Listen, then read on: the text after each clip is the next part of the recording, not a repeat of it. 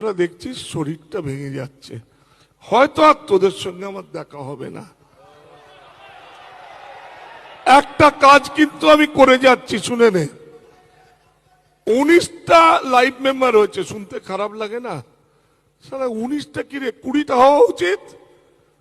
1 লাখ টাকার সঙ্গে আমি 4 লাখ টাকার একটা চেক কালকে ক্লাবে পাঠিয়ে দিচ্ছি। 20 নম্বর লাইভ মেম্বার পরজন্মে যেন টুটু বোস হয়।